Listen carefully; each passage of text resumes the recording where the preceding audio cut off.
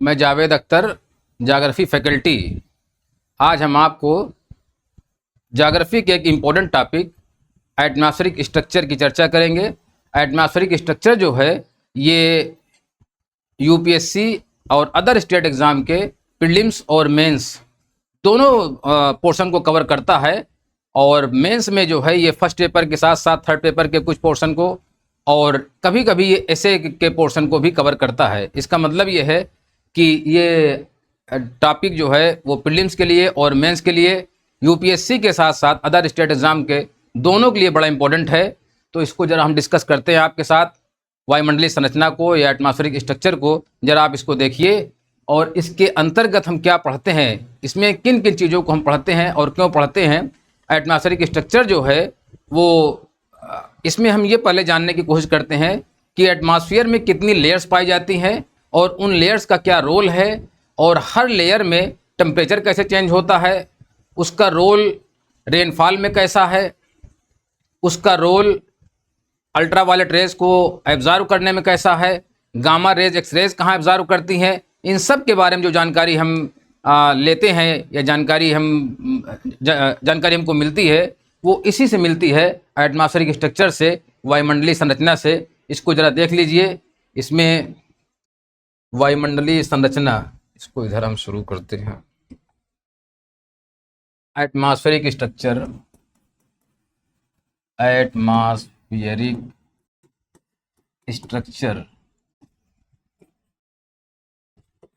इसमें एक हम डायग्राम बनाते हैं। इसको ज़रा देखिए। ये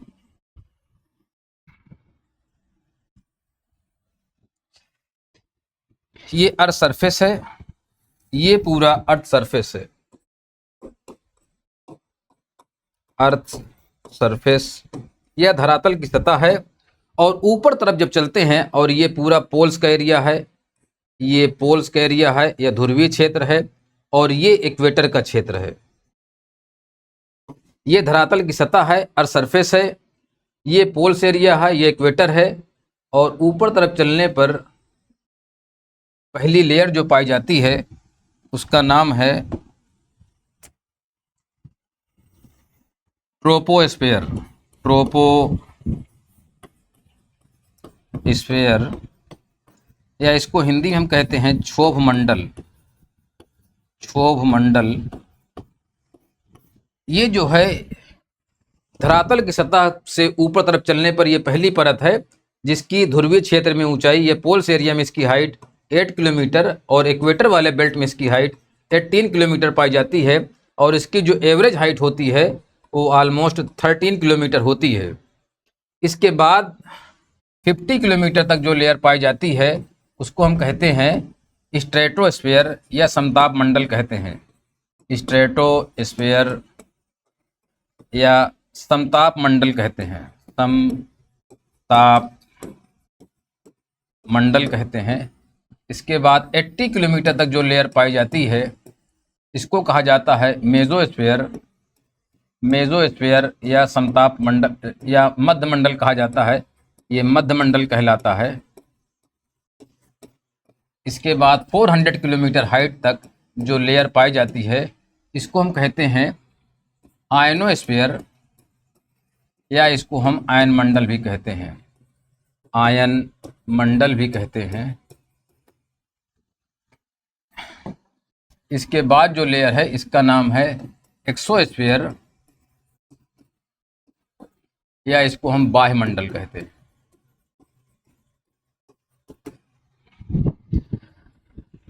वायुमंडल में मीन्स एटमॉस्फेयर में जब हम ऊपर तरफ चलते हैं तो दो चीज़ें चेंज होती हैं। पहली चीज़ जो चेंज होती है वो है टेम्परेचर।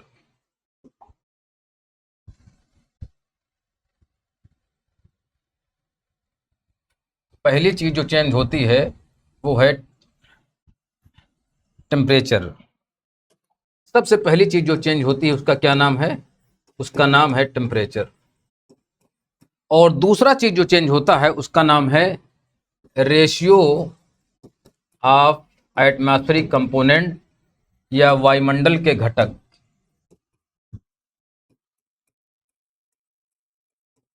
दो चीजें एटमॉस्फेयर में अगर हम ऊपर तरफ चलेंगे, मीन्स अर्थ सरफेस से ऊपर तरफ चलेंगे, तो ऊपर तरफ चलने के बाद इसमें टेम्परेचर में चेंज होता है और ratio of atmospheric components means वायुमंडल के संगठक, इसमें संगठक में कौन कौन है, एयर है, वाटर वेपर है और डस्ट पार्टिकल है, इन दोनों में चेंज होता है। इन दोनों में चेंज के बेस पर क्लाइमेटोलॉजिस्ट ने, जलवायु वैज्ञानिकों ने बताया कि एटमॉस्फेयर में 5 लेयर्स पाई जाती हैं, 5 लेयर्स हैं, ये 5 लेयर्स हैं। इनका बेस क्या है? इनका बेस है कि टेम्परेचर में होने वाले चेंज, और दूसरा बेस है ratio of atmospheric component. Atmospheric component में आता है एयर, वाटर वेपर और dust particle. Air, water vapour और डस्ट पार्टिकल, वायु, जलवाष्प और धूल कण, इन दोनों का जो रेशियो होता है इनमें चेंज होता रहता है, टेम्परेचर में चेंज होता रहता है। इन दोनों के बेस पर क्लाइमेटोलॉजिस्ट ने बताया है कि एटमॉस्फेयर में 5 लेयर्स पाई जाती हैं और इनका सीक्वेंस पूछता है एग्जाम में कि अर्थ सरफेस से ऊपर तरफ चलने पर एटमॉस्फेयर में कितनी लेयर्स पाई जाती हैं। तो आप जरा देखिए, पहली लेयर का नाम है ट्रोपोस्फेयर, या इसको क्षोभ मंडल कहते हैं। सेकंड लेयर का नाम है स्ट्रेटोस्फेयर या समताप मंडल। थर्ड लेयर का नाम है मेसोस्फेयर या मध्यमंडल, और फोर्थ लेयर का नाम है आयनोस्फेयर या आयन मंडल, और फिफ्थ लेयर का नाम है एक्सोस्फेयर या बाह्यमंडल। ट्रोपोस्फेयर की जो हाइट होती है वो इक्वेटर वाले बेल्ट में 8 किलोमीटर पाई जाती है, और जो पोल्स एरिया में जो इसकी हाइट होती है 8 किलोमीटर होती है, और इक्वेटर वाले बेल्ट में इसकी जो हाइट होती है वो होती 18 किलोमीटर तक। इसका मतलब यह है कि जो ट्रोपोस्फेयर है उसकी हाइट वेरिएट करती है बिटवीन इक्वेटर एंड पोल्स। विषुवत रेखा और ध्रुवीय क्षेत्र, इक्वेटर और पोल्स के बीच में इसकी हाइट वेरिएट करती है। पोल्स एरिया में इसकी हाइट कम पाई जाती है और इक्वेटर वाले बेल्ट में इसकी हाइट ज़्यादा पाई जाती है। उसका जवाब 2 तरीके से दिया जा सकता है। पहला उसका जवाब फिजिक्स से है और दूसरा उसका जवाब ज्योग्राफी से है। पहला जवाब जो इसका फिजिक्स से है उसको जरा समझ लीजिए, बड़ा आसान है। अगर वो समझ में ना आएगा तो हम दूसरे पॉइंट पर डिस्कस करेंगे। एक फार्मूला है G प्रोपोर्शनल टू 1/r²। अगर आप जानते होंगे तो ये सैटेलाइट चैप्टर है फिजिक्स का, उसी में लिखा हुआ है G प्रोपोर्शनल टू 1/r²। जहाँ पर रेडियस की वैल्यू ज़्यादा हो जाती है वहाँ G की वैल्यू कम हो जाती है, और जहाँ रेडियस की वैल्यू कम हो जाएगी वहाँ G की वैल्यू बढ़ जाएगी, और G की वैल्यू बढ़ जाएगी तो फोर्स की वैल्यू बढ़ जाएगी। इसका मतलब ये है क्योंकि पोल्स एरिया में रेडियस की वैल्यू कम पाई जाती है, इसलिए पोल्स एरिया में G की वैल्यू ज़्यादा होती है, और G की वैल्यू ज़्यादा होगी तो फोर्स की वैल्यू ज़्यादा होगी। अगर फोर्स की वैल्यू ज़्यादा होगी तो ग्रेविटेशनल फोर्स ज़्यादा लगेगा, और ग्रेविटेशनल फोर्स ज़्यादा लगेगा तो एटमॉस्फेरिक कंपोनेंट्स ये चले आएंगे नीचे और इनकी हाइट हो जाएगी कम, और ये हाइट डिक्रीज होकर के हो जाती है 8 किलोमीटर। इक्वेटर वाले बेल्ट में क्योंकि R की वैल्यू ज़्यादा होती है इसलिए G की वैल्यू कम होती है, और अगर G की वैल्यू कम होगी तो फोर्स की वैल्यू कम होगी। अगर फोर्स की वैल्यू कम होगी तो जाहिर सी बात है इसकी हाइट थोड़ा सा ज़्यादा हो जाती है और 18 किलोमीटर हो जाती है। इसका मतलब ये है कि 18 किलोमीटर ट्रोपोस्फेयर की हाइट पाई जाती है इक्वेटर बेल्ट में, और 8 किलोमीटर हाइट पाई जाती है in the belt of poles. Poles region में इसकी हाइट पाई जाती है 8 किलोमीटर, और इसकी जो एवरेज हाइट होती है दैट इज 13 किलोमीटर। 13 किलोमीटर इसकी औसत ऊंचाई मानी जाती है। पहला इसका जवाब फिजिक्स से है, इसकी हाइट क्यों कम होती है, इसकी हाइट क्यों ज़्यादा होती है। दूसरा इसका जवाब जो है वो ज्योग्राफी से है।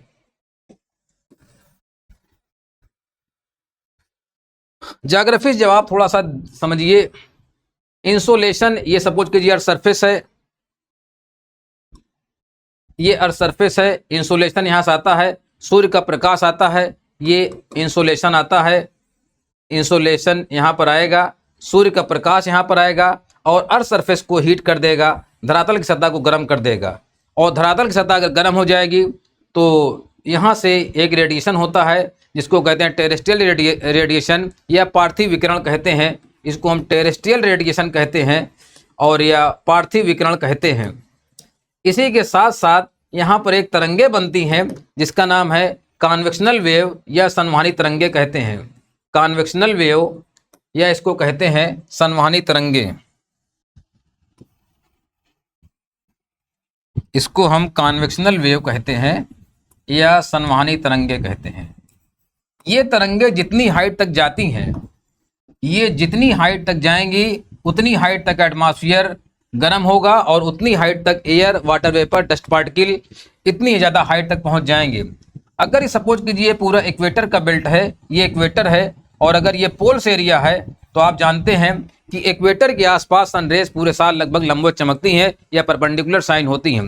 अगर यहाँ इक्वेटर के आसपास अगर सनरेज परपेंडिकुलर साइन होती हैं, लंबवत चमकती हैं, तो यहाँ टेम्परेचर ज़्यादा हो जाएगा, इंसुलेशन की वैल्यू थोड़ा ज़्यादा हो जाएगी और ये ज़्यादा हो जाएगा तो टेरेस्ट्रियल रेडिएशन भी ज़्यादा हो जाएगा, मीन्स कन्वेंशनल वेव भी ज़्यादा हाइट तक जाएंगी और ज़्यादा हाइट तक जाएंगी तो ज़्यादा हाइट तक एटमॉस्फेरिक कंपोनेंट पहुंच जाएंगे और इनकी हाइट बढ़ जाएगी। इसका मतलब है इक्वेटर वाले बेल्ट में इनकी हाइट बढ़ जाती है, जबकि पोल्स एरिया में क्योंकि यहाँ पर इंसुलेशन की वैल्यू कम हो जाती है, इंसुलेशन में सूरज तप की वैल्यू कम हो जाएगी और अगर इसकी वैल्यू कम हो जाएगी तो अर्थ सरफेस भी ज़्यादा गर्म नहीं होगा, तो कन्वेक्शनल वेव की हाइट भी अगर कम हो जाएगी, अगर कन्वेक्शनल वेव की हाइट अगर कम हो जाएगी तो air, water vapour, dust particle जो एटमॉस्फेरिक कंपोनेंट है उनकी हाइट जो है वो कम हो जाएगी।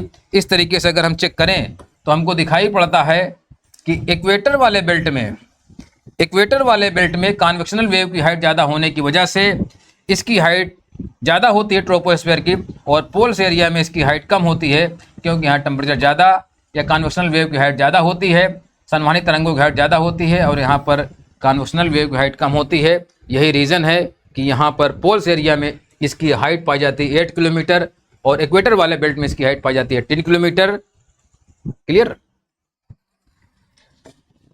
अब आप जरा देखिए इसका इंपॉर्टेंस क्या है, इसका इंपॉर्टेंस जरा आप समझने की कोशिश करिए। ये बड़ा इंपॉर्टेंट टॉपिक है और इसका बड़ा इंपॉर्टेंस है टेम्परेचर से लेकर रेनफॉल में। अब आप जरा देखिए ट्रोपोस्फीयर का रोल क्या है। ट्रोपोस्फीयर, सबसे पहली बात तो यह है कि अर्थ सरफेस के ठीक लगी हुई या उसे सटी हुई जो लेयर है उसके सबसे नियरेस्ट जो लेयर है दैट इज कॉल्ड ट्रोपोस्फीयर, या उसको क्षोभमंडल कहा जाता है। इसका मतलब है अर्थ सरफेस से जैसे ऊपर तरफ चलना शुरू करेंगे जो एटमॉस्फेरिक लेयर पाई जाएगी दैट इज कॉल्ड ट्रोपोस्फीयर। इसका मतलब है it is lowest layer of atmosphere, या वायुमंडल की सबसे निचली परत है लेयर ऑफ एटमॉस्फेयर। ये एटमॉस्फेयर की सबसे लोवेस्ट लेयर है। दूसरा इसका रोल क्या है, दूसरा इसका रोल जरा समझिए क्या है। इस ट्रोपोस्फीयर में जब हम ऊपर तरफ चलते हैं तो टेम्परेचर लगातार कम होता जाता है और 160 मीटर हाइट पर 1 डिग्री सेंटीग्रेड टेम्परेचर कम हो जाता है, और अगर 160 मीटर हाइट पर 1 डिग्री सेंटीग्रेड टेम्परेचर कम हो जाता है, इसको हम कहते हैं normal lapse rate. It is called normal lapse rate, या सामान्य तापमान पतन की दर कहते हैं। इसको हम नॉर्मल लैप्स रेट या सामान्य तापमान पतन की दर कहते हैं। लेकिन कभी कभार ऐसा होता है कि ऊपर तरफ चलने पर टेम्परेचर घटता नहीं है, डिक्रीज नहीं होता है, बल्कि एलिवेशन के बढ़ने के साथ साथ, ऊंचाई के बढ़ने के साथ साथ टेम्परेचर डिक्रीज होने की जगह पर इंक्रीज होने लगता है, मीन्स घटने जगह पर बढ़ने लगता है। अगर ये टेम्परेचर बढ़ने लगता है ऊपर तरफ चलने पर तब इसको कहा जाता है इन्वर्जन ऑफ टेम्परेचर। तब इसको हम कहते हैं इन्वर्जन ऑफ टेम्परेचर या तापीय प्रतिलोमन कहते हैं। ये वायुमंडलीय इवेंट्स है या एटमॉस्फेरिक इवेंट्स है, वायुमंडलीय घटना है। इसका मतलब ये है कि अगर एटमॉस्फेयर में या ट्रोपोस्फीयर में ऊपर तरफ चलने जैसे जैसे चलते जाते हैं वैसे वैसे 160 मीटर की हाइट पर 1 डिग्री सेंटीग्रेड टेम्परेचर कम होता जाता है, that is called normal lapse rate. उसको हम नॉर्मल लैप्स रेट कहते हैं। और कभी कभार होता है कि ये टेम्परेचर डिक्रीज होने की जगह पर इंक्रीज होने लगता है, उसको कहते हैं इन्वर्जन ऑफ टेम्परेचर, या हिंदी में इसको कहते हैं तापीय प्रतिलोमन। इसका भी बड़ा इंपॉर्टेंट है। जरा देखिए, अगर हम इसको चेक करना चाहें, अगर कोई आपसे पूछे कि आप जरा बताइए कि ऊपर तरफ चलने पर टेम्परेचर डिक्रीज क्यों होता है, उसका जवाब फिजिक्स के पास है। उसका जवाब ये है, एक फार्मूला है P = 1/3 m.n/V और V² बार। ऊपर तरफ जैसे जैसे चलते जाते हैं क्योंकि स्मॉल जी की वैल्यू, ग्रेविटेशनल फोर्स की वैल्यू कम होती जाती है। अगर इसकी वैल्यू कम होती जाएगी तो जाहिर सी बात है कि atmospheric components, air, water vapour, dust particle लगातार कम होते जाएंगे और ऊपर ऊपर चलने पर इनका रेशियो अगर कम होता चला जा रहा है, इनकी क्वांटिटी लगातार कम होती चली जा रही है, तो इनमें नंबर ऑफ कोलिजन्स या टक्करों की संख्या लगातार कम होती जाएगी। और अगर टक्करों की संख्या कम होती जाती है तो जाहिर सी बात है टेम्परेचर लगातार डिक्रीज होता जाता है। इसका मतलब है कि एटमॉस्फेयर में ऊपर तरफ चलने पर या ट्रोपोस्फेयर में ऊपर तरफ चलने पर टेम्परेचर डिक्रीज क्यों होता है? उसका जवाब यह है क्योंकि एटमॉस्फेयर में पाए जाने वाले कंपोनेंट्स की क्वांटिटी या उनका रेशियो लगातार चेंज होता रहता है और उनकी डेंसिटी कम होती जाती है। डेंसिटी कम होने की वजह से नंबर ऑफ कोलिजन लगातार डिक्रीज होते जाते हैं, कम होते जाते हैं। और नंबर ऑफ कोलिजन अगर लगातार कम होते जाएंगे या टक्करों की संख्या लगातार कम होती जाएगी तो टेम्परेचर की वैल्यू लगातार कम होती जाती है। यही कारण है कि ऊपर तरफ चलने पर टेम्परेचर लगातार कम होता जाता है। ये पहला रोल है कि ट्रोपोस्फीयर जो है वो ऊपर तरफ चलने पर टेम्परेचर डिक्रीज होता है। पहला रोल टेम्परेचर। दूसरा रोल क्या है? दूसरा रोल ये है कि जितनी भी ऑल वेदरिंग इवेंट्स, जितनी भी मौसमी घटनाएं हैं, सब इसी में अकर होती हैं, सब इसी में घटित होती हैं। All weathering events occur in the troposphere. जितनी भी मौसमी घटनाएं हैं, सभी की सभी मौसमी घटनाएं कहाँ घटित होती हैं? क्षोभ मंडल में या ट्रोपोस्फीयर में घटित होती हैं। इसका मतलब है all weathering events, all weathering events occur in troposphere. जितनी भी वायुमंडलीय घटनाएं, मौसमी घटनाएं होती हैं, वो सब कहाँ घटती हैं? इसी ट्रोपोस्फेयर में घटती हैं। इसको जरा हम समझने की कोशिश करें, ऐसा कैसे होता है। इसके कंपोनेंट्स को जाने हैं। पहला इसका कंपोनेंट है एयर, दूसरा इसका कंपोनेंट है वाटर वेपर,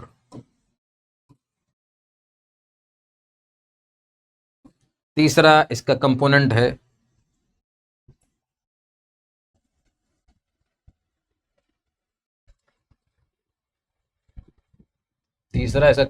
है डस्ट पार्टिकल।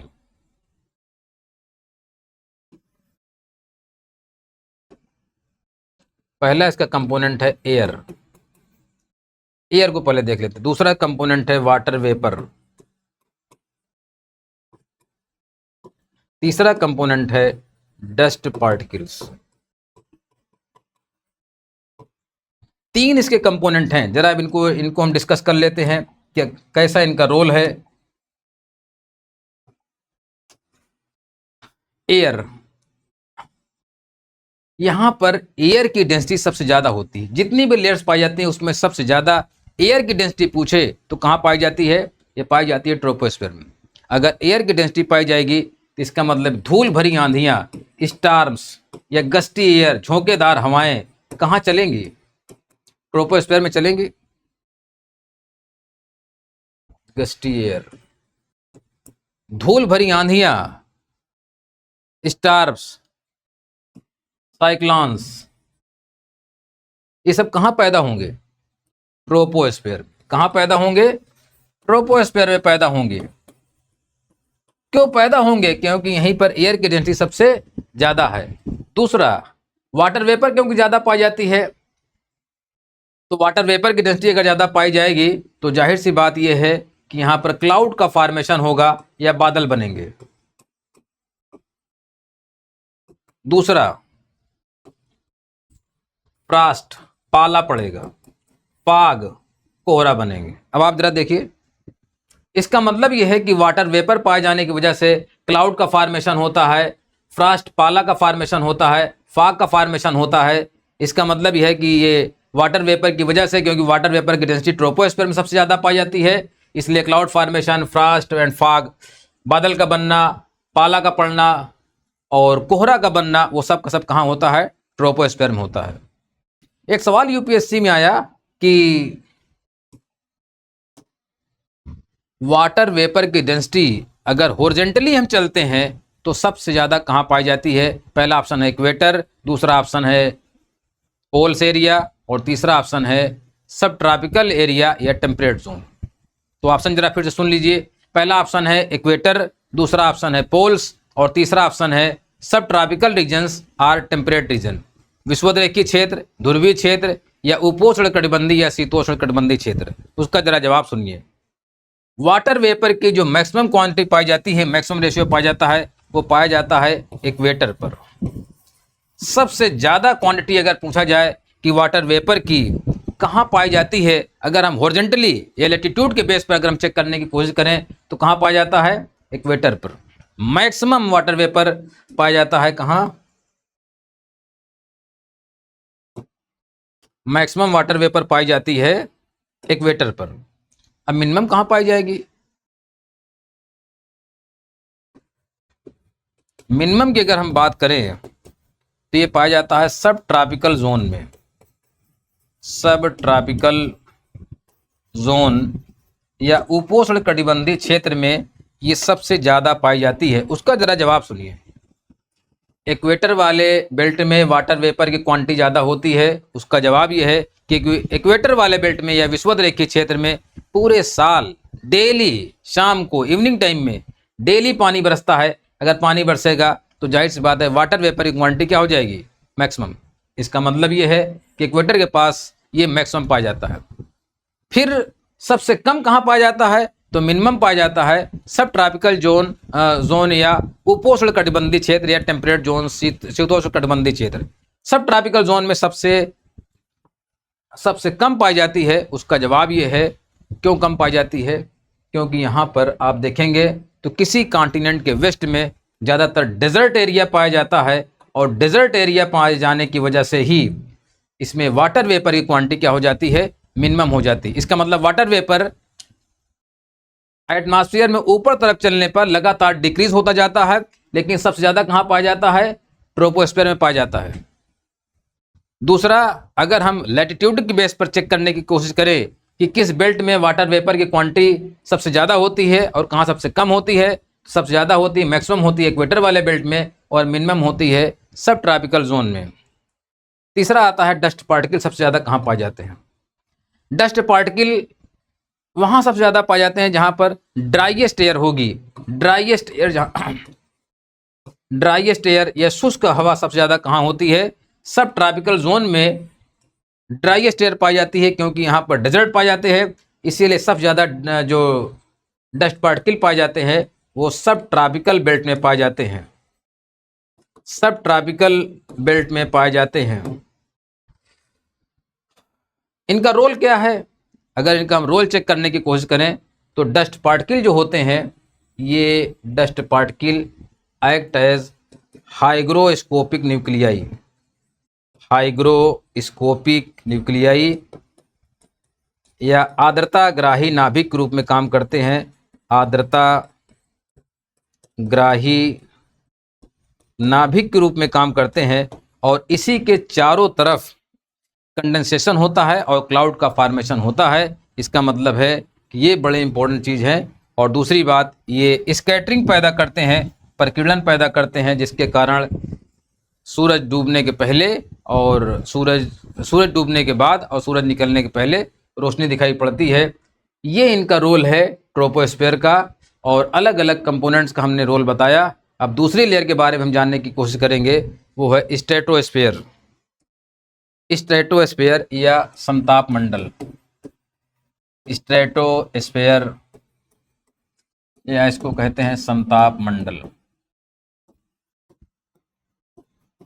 स्ट्रेटोस्फेयर क्या है, कहाँ पाया जाता है?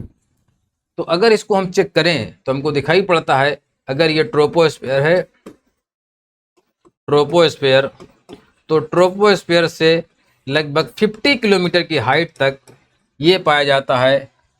ये पूरा जोन है स्ट्रेटोस्फेयर। स्ट्रेटोस्फेयर, इसको हिंदी में समताप मंडल भी कहा जाता है। ये समताप मंडल है। इसका रोल क्या है? इसका रोल जरा समझिए, इसका रोल क्या है?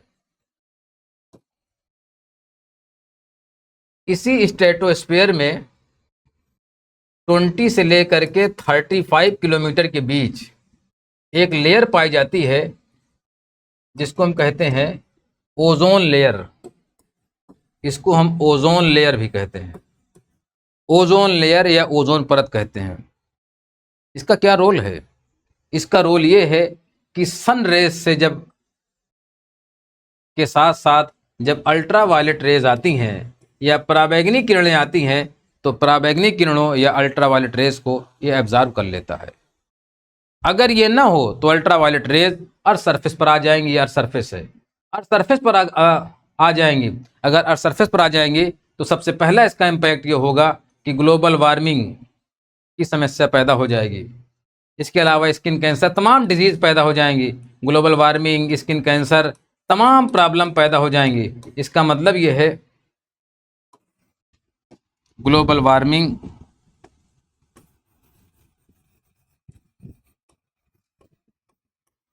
और स्किन कैंसर, तमाम ऐसी प्रॉब्लम पैदा हो जाएगी। इसका मतलब यह है कि ओजोन लेयर बहुत नेसेसरी है। ओजोन लेयर का स्ट्रेटोस्फीयर में बना रहना बहुत ही नेसेसरी है। क्योंकि ये सन रेज से आने वाली अल्ट्रा वायलेट रेज को एब्जॉर्ब करती है और मोस्टली 97 to 98% रेज को ये एब्जॉर्ब करती है। और अगर ये एब्जॉर्ब न करे तो ये प्रॉब्लम पैदा हो सकती है। जैसे जैसे इंडस्ट्रियलाइजेशन बढ़ता जा रहा है, अर्बनाइजेशन बढ़ता जा रहा है, फॉसिल फ्यूल्स का यूजेज लगातार बढ़ते जा रहे हैं, फॉरेस्ट की कटिंग लगातार होती जा रही है, वैसे वैसे और लग्जरियस चीज़ों का इस्तेमाल हो रहा, वैसे वैसे एटमॉस्फेयर में क्लोरोफ्लोरोकार्बन की क्वांटिटी बढ़ती जा रही है। और ये क्या करती है, जो ओजोन लेयर पाई जाती है उस ओजोन लेयर को ये पतला कर देती है। ये पूरी ओजोन लेयर थी। अगर ये अर्बनाइज बेल्ट है या इंडस्ट्रियल बेल्ट है,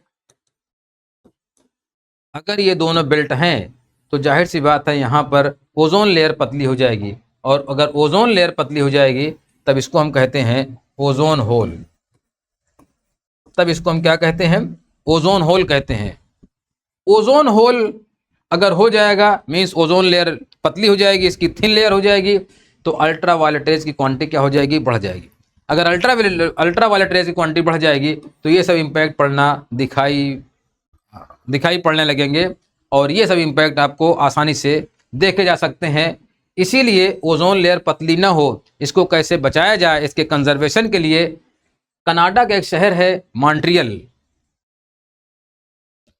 कनाडा का एक शहर है मॉन्ट्रियल। मॉन्ट्रियल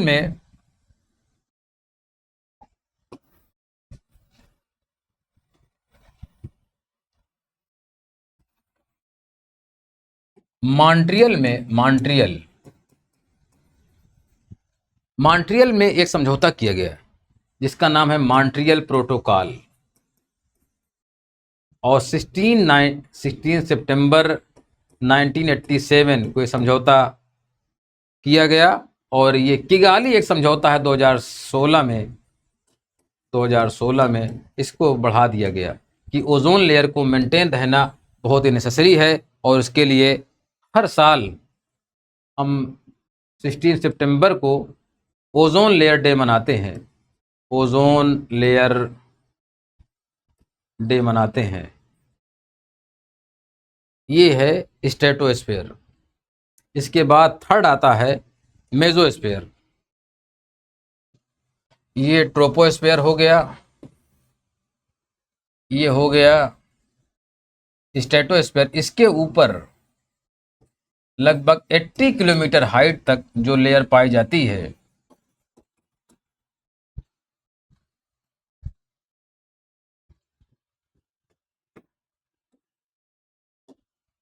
50 किलोमीटर, ये अर्थ सरफेस है। अर्थ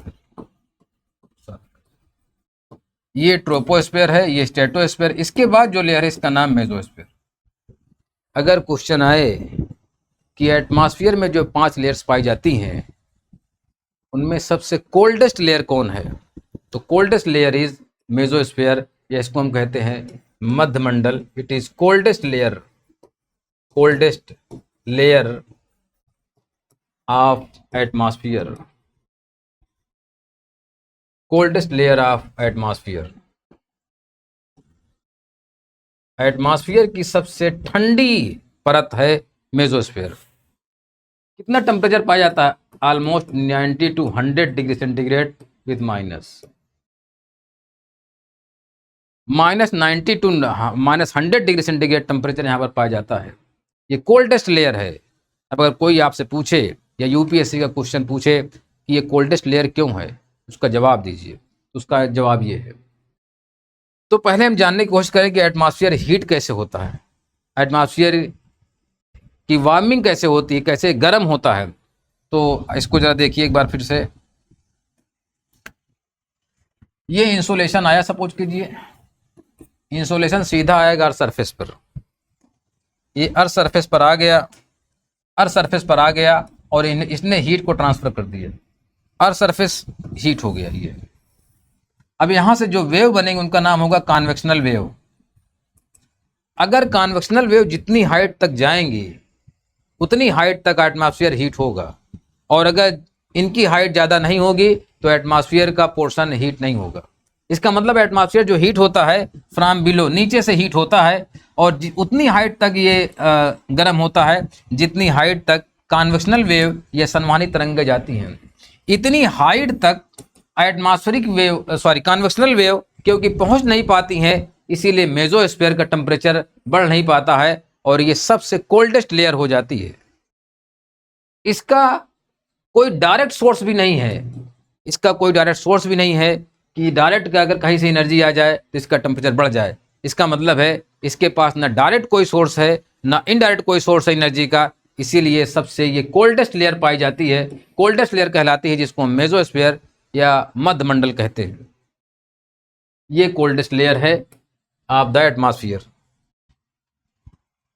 इसके बाद की जो लेयर है that is called ionosphere, ionosphere. ये अर्थ सरफेस है, अर्थ सरफेस है, ये 13 किलोमीटर तक, ये पूरा ट्रोपोस्फीयर है,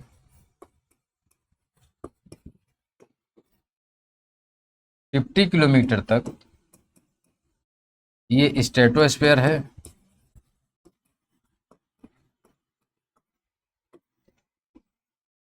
80 किलोमीटर तक ये मेसोस्फीयर है, और इसके बाद जो लेयर पाई जाती है इसका नाम है आयनोस्फीयर। आयनोस्फीयर ये कहलाती है, इट इज कॉल्ड आयनोस्फीयर। इसको आयनोस्फीयर कहते हैं।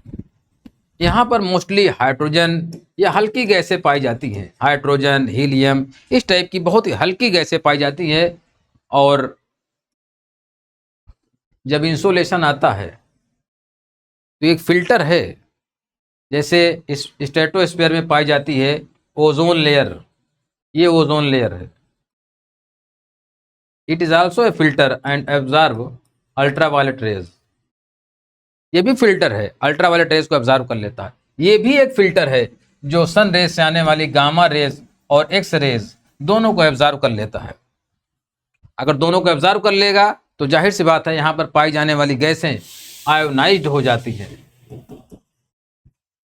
अब आयंस क्या होते हैं? अगर कोई एटम है, सपोज कीजिए कोई एटम ए है और इलेक्ट्रॉन को डोनेट कर दे तो इसको कटायन कहते हैं या धनायन कहते हैं, और अगर इलेक्ट्रॉन को एक्सेप्ट कर ले तो इसको हम एनायन कहते हैं या ऋणायन कहते हैं।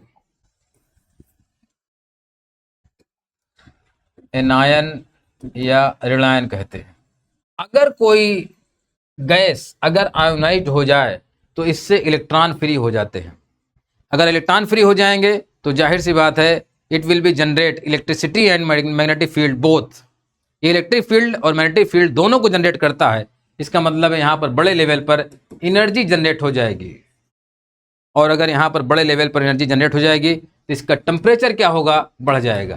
टेम्परेचर बढ़ जाता है, और अगर टेम्परेचर बढ़ जाएगा तो टेम्परेचर बढ़ने की वजह से इस लेयर में, आयनोस्फीयर में तमाम लेयर्स पैदा हो जाती हैं, जिनको डी लेयर, ई लेयर, एफ लेयर, इस टाइप के लेयर कहा जाता है। डी लेयर, ई लेयर और एफ टाइप की लेयर कहा जाता है। ये लेयर्स बड़ी इंपॉर्टेंट है, इनका बड़ा इंपॉर्टेंस है। इनका क्या इंपॉर्टेंस है जरा देखिए। रेडियो वेव, जैसे आप जो रेडियो सुनते हैं उसमें रेडियो वेव का इस्तेमाल किया जाता है। अगर ये रेडियो वेव है, ये रेडियो वेव है, यहाँ पर इसका सोर्स है, यहाँ से रेडियो वेव छोड़ी जाती हैं और यहाँ पर रिसीवर है। आप यहाँ अपने कमरे में बैठे हुए हैं और इसको आप सुनना चाहते हैं, तो रेडियो वेव क्या करती है, रेडियो वेव ऊपर तरफ जाती है और डी लेयर से टकराएगी और यहाँ पर आ जाएगी रिसीवर के पास और इसको सुन लेगा। अगर ये लॉन्ग वेव है तो इसकी एनर्जी कम होगी और ये डी लेयर से टकराएगी और डी लेयर से टकराने के बाद रिसीवर के पास आएगी, आवाज़ बिल्कुल साफ आएगी। अगर ये मीडियम वेव है, अगर ये मीडियम वेव है, यहाँ से यहाँ पहुँचेगी, ई लेयर तक जाएगी और यहाँ दोबारा आएगी रिसीवर के पास, आवाज़ थोड़ा कम साफ आएगी। लेकिन अगर ये शॉर्ट वेव होगी तो एफ लेयर तक जाएगी और दोबारा रिसीवर तक आएगी। और ये जो होगी, जो शॉर्ट वेव होगी, क्योंकि ये 3 लेयर को पार करती, दोबारा फिर 3 लेयर को पार करती, इसीलिए इसकी आवाज़ साफ नहीं आती। फिर भी ये लेयर क्या करती है, रेडियो वेव को दोबारा अर्थ सरफेस पर रिफ्लेक्ट कर देती है, जिससे इसको दोबारा हम सुन सकते हैं। इसका मतलब है कि अगर ये लेयर नहीं होती तो इसको हम सुन नहीं पाते। अगर ये लेयर नहीं होती तो इसको हम सुन नहीं पाते, और अगर सुन नहीं पाते तो ये रेडियो वेव जाती कहाँ, रेडियो वेव चली जाती स्पेस में। ये बड़ी इंपॉर्टेंट चीज़ है। अगर ये लेयर है तो यहाँ से रेडियो वेव गई हुई है, इसका मतलब है कि यहाँ पर इनकी फ्रीक्वेंसी यहाँ पर मौजूद है। अगर इसको चेक किया जाए तो बताया जा सकता है कि किसने किस टाइप के साउंड का इस्तेमाल किया है और क्या बोला है। इसका मतलब है ये बड़ी इंपॉर्टेंट लेयर है। तो पहला इसका रोल ये है कि ये रेडियो वेव को दोबारा सुनने योग्य बना देती हैं, दोबारा इसको हम सुन सकते हैं। अगली बात, सन रेज जो आती हैं, जो कॉस्मिक रेज हैं, ब्रह्मांड की किरणें हैं, कॉस्मिक रेज है, वो कॉस्मिक रेज जब आती हैं यहाँ पर, कॉस्मिक रेज, तो इसके साथ रिएक्शन कर लेती हैं। कॉस्मिक रेज या ब्रह्मांडी किरणें, कॉस्मिक रेज, ब्रह्मांडी किरणें, अगर ब्रह्मांडी किरणें आती हैं तो यहाँ पर आयनों के साथ रिएक्शन कर लेती हैं और एक टाइप की चमक पैदा करती हैं। इसको हम कहते हैं अरोरा। अरोरा कहते हैं, हिंदी में भी इसको अरोरा कहा जाता है, इसको हम अरोरा कहते हैं। इसका मतलब जो ब्रह्मांडी किरणें आती हैं या जो कॉस्मिक रेज आती हैं, वो इस आयनोस्फीयर में पहुंचने के बाद एक विशेष टाइप की पार्टिकुलर एक लाइट को पैदा करती हैं, जिसको हम अरोरा कहते हैं। अगर इसको हम नॉर्दर्न पोल से देखेंगे, उत्तरी ध्रुव देखेंगे, तब इसका नाम हो जाता है अरोरा बोरियालिस, और अगर साउथ पोल से देखेंगे तो इसका नाम हो जाता है अरोरा ऑस्ट्रालिस। इसका मतलब है कि ये जो है एक विशेष टाइप की चमक पैदा करती हैं, जिसको हम अरोरा बोरियालिस नॉर्दर्न पोल पर और सदर्न पोल पर अरोरा ऑस्ट्रालिस कहते हैं। इसका मतलब ये है कि ये बड़ी इंपॉर्टेंट है लेयर, जो एक चमक पैदा करती है, जिसको हम अरोरा बोरियालिस और अरोरा ऑस्ट्रालिस कहते हैं। इसका मतलब इसके 2 बड़े काम हुए। पहला बड़ा काम हुआ कि रेडियो वेव को दोबारा सुनने योग्य बना देती है, और दूसरा इसका रोल ये है कि जब कॉस्मिक रेज आती हैं तो उनसे इंट्रैक्शन करके ये एक चमक पैदा करती है, जिसको अरोरा बोरियालिस और अरोरा ऑस्ट्रालिस कहते हैं। क्लियर? अगली लेयर है जिसका नाम है एक्सोस्फीयर। ये भी बड़ी इंपॉर्टेंट लेयर है, ये ठीक आयनोस्फीयर के ऊपर पाई जाती है। एक्सोस्फीयर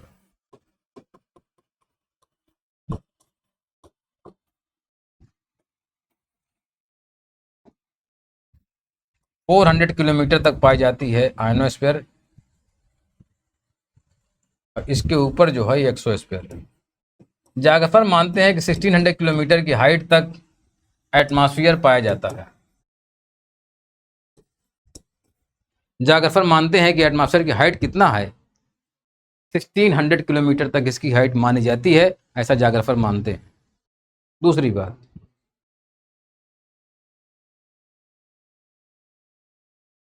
36,000 किलोमीटर की हाइट पर एक ऑर्बिट पाई जाती है जिसका नाम है जियो सिंक्रोनस ऑर्बिट। जियो सिंक्रोनस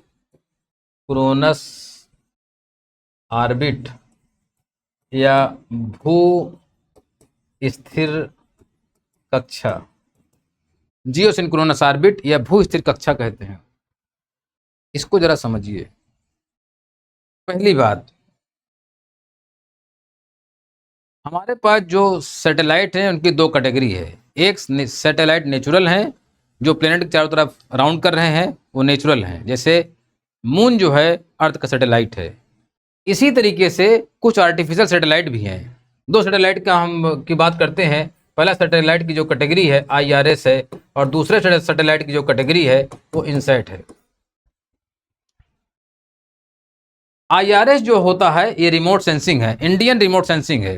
ये कुछ करता नहीं है। इसको 6000 से लेकर के 800 किलोमीटर की हाइट तक इस्टेब्लिश कर दिया जाता है। और ये क्या करता है कि ये दूर से स्पेक्ट्रम भेजता है, या इसको आप ऐसे कह सकते हैं फोटो भेजता है, जिसके आधार पर हम एस्टिमेट करते हैं कि किस बेल्ट में सूखा है, किस बेल्ट में फ्लड है, किस बेल्ट में फॉरेस्ट है, डैम में कहाँ क्रैक्स हैं, क्रैक्स इन डैम, डैम में कहाँ क्रैक्स हैं, क्रॉप्स कौन है कि नहीं है।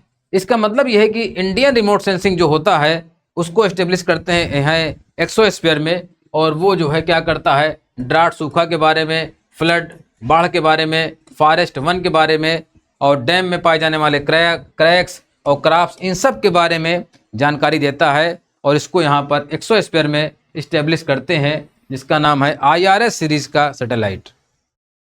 दूसरी सैटेलाइट जो है उसका नाम है Indian satellite, Indian satellite INSAT. INSAT इसको हम कहते हैं इसको हम कहते हैं इंडियन सैटेलाइट, इंडियन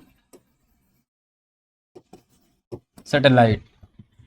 इसको कहाँ स्टेब्लिश करते हैं, ये सवाल आ चुका है, यूपी कमीशन का क्वेश्चन है कि इनसैट सैटेलाइट को कहाँ स्टेब्लिश करते हैं, कितनी हाइट पर स्टेब्लिश करते हैं। वो हाइट है 36,000 किलोमीटर। यहाँ पर पाई जाने वाली ऑर्बिट को जियो सिंक्रोनस ऑर्बिट या भू स्थिर कक्षा कहा जाता है। क्यों इसको जियो सिंक्रोनस ऑर्बिट या भू स्थिर कक्षा कहा जाता है, उसका जरा जवाब सुनिए। इसको जियो सिंक्रोनस ऑर्बिट या भू स्थिर कक्षा इसलिए कहा जाता है कि यहाँ पर अगर किसी सैटेलाइट को स्टेब्लिश कर देते हैं तो उसकी स्पीड और अर्थ की स्पीड इक्वल हो जाती है। और अगर उस सैटेलाइट की स्पीड और अर्थ की स्पीड अगर दोनों इक्वल हो जाती हैं तो जाहिर सी बात है इसके रिस्पेक्ट में, अर्थ के रिस्पेक्ट में सैटेलाइट क्या हो जाएगा, स्टेबल हो जाएगा, स्टेशनरी हो जाएगा, स्थिर हो जाएगा। और जितना बेल्ट में उसको स्टेब्लिश किया जाएगा, सपोज कीजिए इतने बेल्ट को इसको स्टेब्लिश कर दिया गया तो उतने बेल्ट पर ही वर्क करेगा। इसका मतलब होता है कि वो उतने ही बेल्ट में काम करेगा, उसके बाहर काम नहीं करेगा। इसी को हम कहते हैं स्पेक्ट्रम। ये स्पेक्ट्रम्स है। ये 36,000 किलोमीटर की हाइट पर इनसैट सीरीज की सैटेलाइट को इस्टेब्लिश करते हैं। इनका सबसे बड़ा रोल कहाँ है? सबसे बड़ा रोल ये है कि ये कम्युनिकेशन में सबसे इंपॉर्टेंट रोल प्ले करते हैं। संचार में, कम्युनिकेशन या संचार में सबसे अच्छा रोल प्ले करते हैं। दूसरा, अभी जो वेदर है, मौसम, उसके बारे में जानकारी के लिए भी हमने लॉन्च किया है इनसैट 3D। इनसैट 3D और इनसैट 3DR, इन सब सैटेलाइट को हमने लॉन्च किया है। इनसैट 3D और इनसैट 3DR को किसके बारे में जानकारी के लिए? वेदर के बारे में जानकारी के लिए।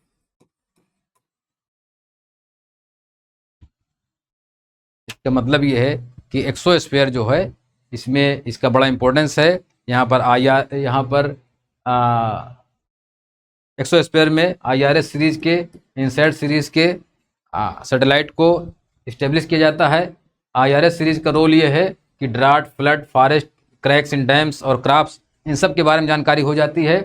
और इनसैट सीरीज़ के जो सैटेलाइट होते हैं उनका मेन रोल जो होता है कम्युनिकेशन में होता है और वेदर में होता है। ये एटमॉस्फेयर की स्ट्रक्चर है और इसकी 5 लेयर्स हैं, उनके क्या इंपॉर्टेंस है, उनकी वर्किंग कैसी है, उनका टेम्परेचर में कैसे चेंज होता है, उनमें रेनफॉल का जो है चेंजेस कैसे होते हैं, उस पर एक टॉपिक और जोड़ा जा सकता है जो एनवायरनमेंट से जुड़ा हुआ टॉपिक है कि क्लाइमेट चेंज पर इसका इम्पैक्ट कैसे पड़ रहा है, इसकी हाइट में कैसा इम्पैक्ट पड़ रहा है, क्योंकि जैसे जैसे क्लाइमेट चेंज हो रहा है, इसके अलावा एयर पॉल्यूशन हो रहा है, उसको कैसे कंट्रोल करता है, इसको एनवायरनमेंट से जोड़ करके पढ़ा जा सकता है। तो इस तरीके से हमने एटमॉस्फेरिक स्ट्रक्चर को हमने अच्छी तरीके से पढ़ने की कोशिश किया और अगली क्लास नेक्स्ट जो होगी उसमें हम एयर प्रेशर बेल्ट पढ़ाएंगे। ओके।